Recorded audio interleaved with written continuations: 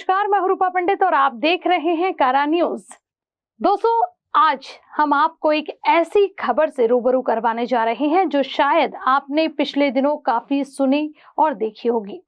दरअसल सोनेगांव पुलिस द्वारा बिना जांच किए जबरन कई आरोपों को और उनके कलमों को थोपने की कोशिश की जा रही है, जिस वजह से समाज में काफी बदनामी होने के साथ ही उन्हें मानसिक परेशानी का भी सामना करना पड़ रहा है। जहां इसी गंभीर विषय को ध्यान में रखते हुए जोया शेख इन्होंने प्रेस क्लब में पत्र परिषद का आयोजन किया था, जिसमें उन्होंने पत्रकारों द्वारा पूछे गए सभी सवालों के सटीक जवाब दिए। पेश है इस संबंध में एक रिपोर्ट। मैं जोया शेख, आप लोग मुझे सभी मिसेस यूनिवर्स जोया शेख के नाम से जानते हैं, पर मैं आज यहाँ पे आप सबके बीच में बैठी हूँ एक माँ और एक बीवी होने के नाते। मैं आज एज अ मिसेस यूनिवर्स नहीं बैठी हूँ। मेरे कुछ सवालात हैं पुलिस आयुक्त से। इतने महीनों से मेरा परिवार जो मानसिक स्थिति से गुजर रहे हैं, जो मेंटली टॉर्चर हो रहा है, आज मैं उसके लिए यहाँ पे बैठी हूँ। सबसे पहली बार कल से शुरुआत करती हूँ। कल मैं और मेरे हस्बैंड मिस्टर सिराज शेख, कुछ दिन पहले ही उन्होंने एक प्रेस कॉन्फ्रेंस यहाँ पे अरेंज किया हुआ था। आप सभी जानते हैं उन्होंने किस मैटर को लेकर यहाँ पे प्रेस कॉन्फ्रेंस अरेंज किया था। मेरे को उनके मैटर पे बात नहीं करना है, मुझे मेरे मैटर पे बात करना है। बात ये है, कल मैं मेरे हस्बैंड के साथ में चिकनदरा जा रही थी। धारने की हम लोगों की रजिस्ट्री थी। कल जाते जाते पुलिस स्टेशन सोनेगांव से फोन आ रहा था मेरे हस्बैंड को बार बार कि आपको पुलिस आयुक्तालय में बुलाया गया है। ठीक है, जाने में कोई बुराई नहीं है, पर एक होता है ना, पुलिस आयुक्तालय में भी अगर बुलाया जाता है तो सूचना पत्र दिया जाता है ना, एक नोटिस दिया जाता है कि आपको यहाँ पे बुलाया गया है। जैसे हम आम जनता के लिए है, हम पुलिस स्टेशन में जाते हैं। पुलिस स्टेशन में जाने के बाद में बोला जाता है, मैम एप्लीकेशन लिखिए, मैम इसके पास चले जाइए, मैम उसके पास जाइए। हमको भी तो घुमाया जाता है। तो जब पुलिस आयुक्त बोलो या फिर किसी भी डिपार्टमेंट का इंसान अगर हमें बुलाता है तो हमें भी राइट से उन्हें पूछने का कि आपने हमें नोटिस दिया है क्या बुलाने के लिए। जब मेरे हस्बैंड को फोन आ रहे थे, वो बोल रहे उन्हें बार बार कि मैं नागपुर में नहीं हूँ, मैं अपनी वाइफ के साथ, अपनी फैमिली के साथ में कुछ काम के सिलसिले में मैं बाहर आया हूँ। मैं सर आने के बाद में आपसे मिलता हूँ। जबकि जहाँ से फोन आया था वहाँ पे विजिट करके भी आ चुके थे, पर जिन्होंने उन्हें बुलाया था वो वहाँ पे अवेलेबल नहीं थे। इसमें हमारी गलती नहीं थी, क्योंकि हमको बुलाया गया था। मेरे पास सारे प्रूफ है कि वो गए थे वहाँ पे, उन्होंने वो सारी चीजें साइन किया है, सबमिट किया है कि मैं वहां से जाके आया हूँ। फोन किया गया उन्होंने फोन उठाया नहीं। अब बात इसकी है, बहुत बार बोला उन्हें कि सर ऊपर से प्रेशर है, ऊपर से प्रेशर है। अब ये ऊपर वाला कौन है, ये तो वो जानते हैं और उनका डिपार्टमेंट जानता है कि ऊपर वाला कौन है।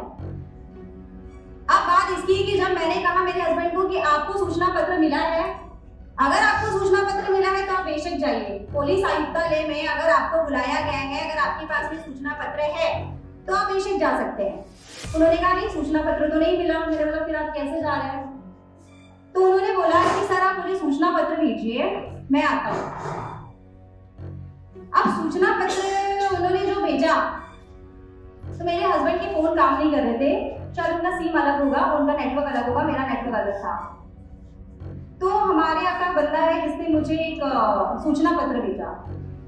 वो सूचना पत्र भी मैं आपको दिखाती हूँ, आप उसको कैप्चर कीजिएगा। सूचना पत्र में मैंने सारी कलमें देखी। अब सारी कलमें जो थी, जो पहले जो केस लगाया था उसमें 420 गैम्बलिंग एक्ट का लगाया था, और मेरे पास में जो सूचना पत्र आया मेरे हस्बैंड के नाम से, उसमें उस सूचना पत्र में वो 420 को छोड़कर सारी कलमें लगी थी। सारी कलमें मतलब आप देख सकते हैं, ये कलमें देखिए आप। इसमें है कलम 354, 294, 323, 324, 509, 506 और 34। फिर मैंने ये सारी कलमें गूगल पे सर्च किया कि इसका एक्चुअल में क्या मतलब होता है, क्योंकि मेरे हस्बैंड कभी नहीं बताते कि क्या चल रही है, कौन सी करने लगी, क्या लगी, क्यों लगी। तो मैंने गूगल पे सर्च किया। इन सारी कलमों का मतलब होता है कि मेरे पति ने किसी लड़की के साथ में बोलो या किसी औरत के साथ में अश्लील हरकतें की, या उसका विनय भंग किया, या हथियारों से छेड़छाड़ किया, या गलत हथियारों का उपयोग किया। ये सारी चीजें ये कलमे बता रही है, मैं नहीं बोल रही हूँ, ये कलमे बता रही है। तो आप बताइए, मैं तो एक बीवी हूँ ना, मैं 2 बच्चों की मम्मी हूँ, तो आज तो मेरी प्रेस्टीज पे आ गई है, क्योंकि मेरा भी अपना कुछ है। मैं अगर एक हाउसवाइफ हूँ तो मैं एक बिजनेस वुमन भी हूँ, मैं एक सोसाइटी में रहती हूँ जहाँ पे मेरी भी प्रेस्टीज पे कुछ असर पड़ता है। मैंने मेरे हस्बैंड को कहा कि ये सारी धाराएं ये लगी, उन्होंने कहा 420 की धारा है। मैंने कहा नहीं है इसमें 420 की धारा, 420 की धारा नहीं है। तो मेरे हस्बैंड से मेरा इतना झगड़ा हुआ, बस इतना था कि आदमी ने गाड़ी से कूद के सुसाइड करना था।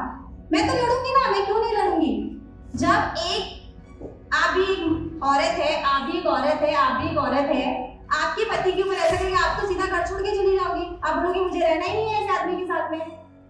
मेरे हस्बैंड मुझे बोल रहे जोया मैंने ऐसा कुछ नहीं किया है, मेरा ऐसा कुछ भी नहीं है। ठीक है बोले थोड़ा सा मुझे नेटवर्क में आने दो, उनका शुगर बढ़ गया।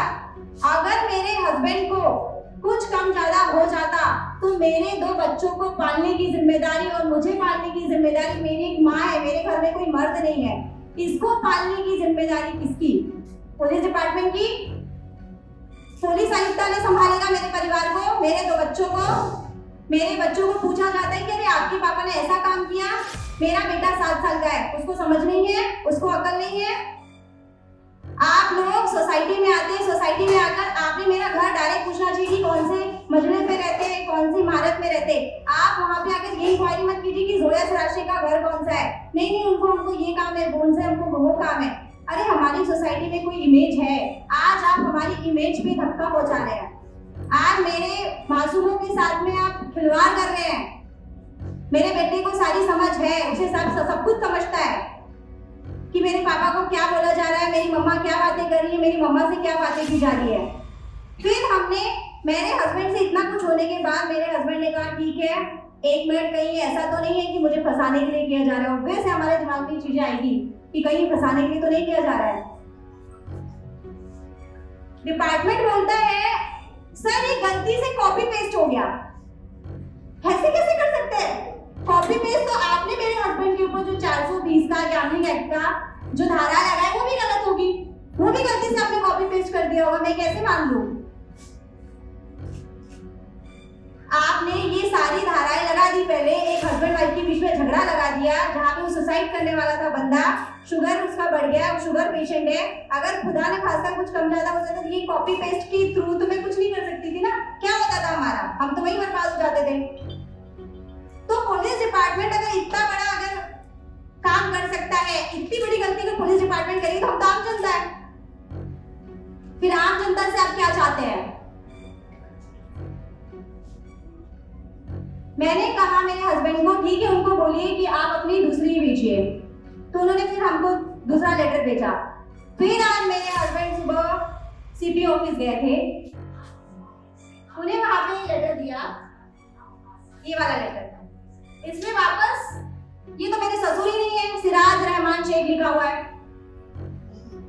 पुलिस डिपार्टमेंट मिस्टेक करता है तो उनके लिए सजा नहीं है, उनके लिए लॉ नहीं है, उनके लिए कोर्ट ऑर्डर नहीं है। मेरे हस्बैंड का नाम सिराज शेख है पर मेरे ससुर का नाम रहमान नहीं है, तो मैं कैसे एक्सेप्ट कर लूं कि मेरे हस्बैंड का है? ये हमारे पास प्रूफ है कि हम लोग कल चिकलदरा गए थे, शायद डिपार्टमेंट को यकीन नहीं हो रहा था कि सर आप आइए, हमको ऊपर से प्रेशर है। मैं उनका नाम नहीं लेना चाहूंगी, उनके ऊपर इतना प्रेशर था, सच में उनके ऊपर प्रेशर था कि आप आइए सर, कुछ भी करिए पर आइए, पुलिस आयुक्त से बहुत प्रेशर है हमको, आपको आना ही पड़ेगा। बट नहीं आ सकते थे ना, हाउ इज पॉसिबल? हम लोग धारनी में है, धारनी से यहाँ पे आने के लिए 6 साढ़े 6 घंटे का रास्ता लगता है, तो कैसे पॉसिबल होगा? पॉसिबल ही नहीं था। ये भी ठीक है। अब बात करते हैं एक और चीज की कि मैं उनकी वाइफ हूं तो मुझे भी पुलिस डिपार्टमेंट से क्वेश्चन करने का हक है, बिकॉज आप मेरे हस्बैंड को बिकॉज वो मेरे फैमिली का मेंबर है, वो मेरा पति है, तो मुझे हक है पुलिस डिपार्टमेंट से क्वेश्चन करने का। मैंने 13/6/2023 को एक लेटर लिखा था पुलिस डिपार्टमेंट को। जब वो मेरे घर पे आए थे, शायद वो 11-10 तारीख को कुछ आए होंगे मेरे घर पे, तो उसके 2-3 दिन के बाद में या 1 हफ्ते के बाद उन्होंने लेटर लिखा होगा। मैंने लेटर लिखा था कि सर, मैंने अपना पूरा डिटेल्स दिया उनको बोला अगर आपको लगता है कि मेरे पति ने कोई क्राइम किया है तो आप मुझे लिखित में दीजिए, मैं मेरे पति को आपके सामने लाके खड़े करूंगी। ये लिखा है, ये इस लेटर में लिखा है। उन्होंने रिसीव किया, लेकिन आज तक 13/6 मतलब अभी 7वां महीना भी शुरू हो गया है और शायद 1 महीना हो गया, अभी तक उन्होंने मुझे इसका कोई रिप्लाई नहीं दिया। मुझे पुलिस डिपार्टमेंट से इसका कोई रिप्लाई नहीं मिला।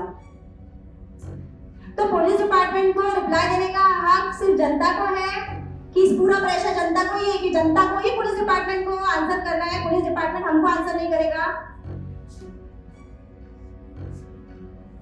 आज मैंने अगर ये प्रेस कॉन्फ्रेंस दिया है तो इसका सबसे बड़ा ये चीज है, ये आप ये चीजें भी देख सकते हैं कि मेरे हस्बैंड हर तारीख को जो तारीख को बुलाया जा रहा है वो पूरा कोऑपरेट कर रहे हैं। ये एक है 29 तारीख को गए थे, फिर 9 तारीख को गए थे, उसके बाद में 6 तारीख को फिर गए हैं, 6 को गए, 9 को गए, 10 को गए, उसके बाद में 13 तारीख को भी गए थे, यानी कल परसों भी गए थे, है ना। तो कल परसों और कल भी गए थे, वो कल भी गए थे, कल भी वो मिलकर आए। बट फिर भी ये है कि ऊपर से प्रेशर है सर, आपको आना पड़ेगा, एक बार पुलिस आयुक्त में आपको जाना पड़ेगा। क्यों जाना पड़ेगा? क्या पर्सनल इंटरेस्ट है? पर्सनल इंटरेस्ट क्यों ले रहे हैं? क्या मेरे हस्बैंड को फंसाने की साजिश कर रहे हैं? मेरे हस्बैंड को अगर फंसाने की साजिश कर रहे हैं तो उसके पीछे एक परिवार है, उसकी बीवी है, उसके 2 बच्चे हैं, छोटे बच्चे हैं। अगर आप ऐसी कोई भी काम कर रहे हैं तो सर प्लीज मेरी रिक्वेस्ट है कि ऐसा मत करिए।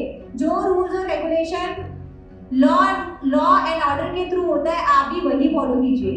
मेन मकसद मेरा ये है, श्रीलंका में मेरा एक इवेंट है, कल मैं श्रीलंका के लिए जा रही हूँ, मैं मेरे हस्बैंड के साथ में। बकायदा मैंने कोर्ट से परमिशन लिया है मेरे हस्बैंड को यहाँ से लेकर जाने की, कि मैं मेरे हस्बैंड हम श्रीलंका जा रहे हैं। श्रीलंका में एक इवेंट हो रहा है, वो इवेंट में मैं और मेरे हस्बैंड वहाँ पे पार्टिसिपेट कर रहे हैं। इनविटेशन दिया है मुझे, वहाँ पे मुझे बुलाया गया है वहाँ पे एज अ गेस्ट। मैं मेरे हस्बैंड के साथ ही जाती हूँ, कहीं भी जाती हूँ तो इसलिए मेरे को मेरे हस्बैंड के साथ में जाना जरूरी है। तो कोर्ट का ऑर्डर मिलने के बाद भी, जब मुझे 11 तारीख को कोर्ट का ऑर्डर मिल गया है, तो उसके बाद में पुलिस आयुक्तालय में क्यों बुलाया जा रहा है मेरे हस्बैंड को? ये मेरा सबसे बड़ा क्वेश्चन है, क्यों बुलाया जा रहा है? क्या काम है आपको? आप नोटिस दीजिए। क्या लॉ एंड ऑर्डर से बढ़कर हो गया पुलिस आयुक्तालय? लॉ एंड ऑर्डर की कोई वैल्यू नहीं है। हमारे पास में लॉ एंड ऑर्डर भी है।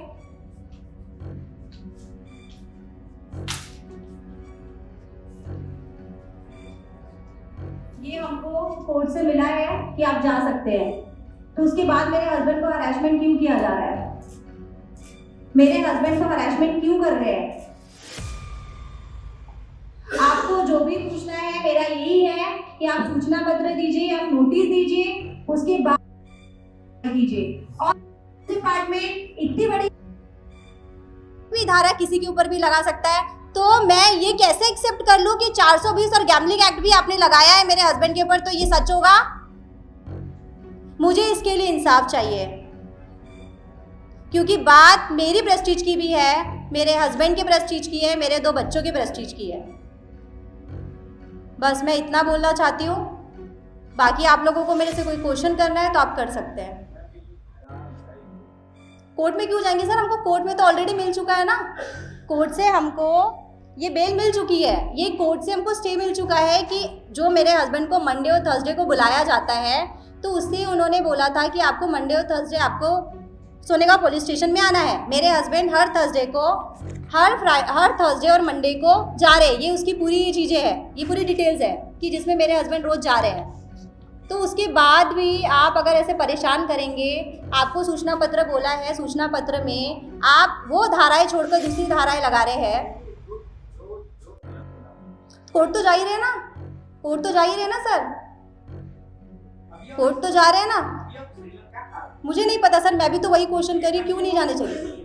हाँ मैं वही बोल रही हूँ ना, ये तो कोर्ट की अवहेलना है ना। अगर मुझे ये मिल गया है, मुझे अगर ये कोर्ट से ये मुझे मिल गया है, तो उसके बाद भी आप मेरे हस्बैंड को क्यों बुला रहे हैं? ये तो कोर्ट की अवहेलना है ना। इसमें ये लिखा है कि आपको जो मंडे और थर्सडे को बुलाया जाता है उसके लिए आपको 2 दिन के लिए स्टे मिल रहा है कि आपको ये मंडे और थर्सडे इस ड्यूरेशन में जो आएगा, यानी 17 से 22 के बीच में मंडे और थर्सडे आते हैं, तो उसके लिए आपको स्टे है, आप 2 दिन नहीं आएंगे पुलिस स्टेशन में। नहीं, हम लोग 5 दिन के लिए जा रहे हैं, उसके बीच में मंडे और थर्सडे तो सिर्फ दो ही आएंगे ना सर।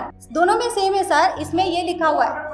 हाँ, उसमें ये लिखा है कि हर मंडे और थर्सडे को है ना, ऑर्डर कॉपी यही है ना, ये लिखा है ना सर, पढ़िए ना, ये है ना सर, पढ़िए ना, इसको पढ़िए ना।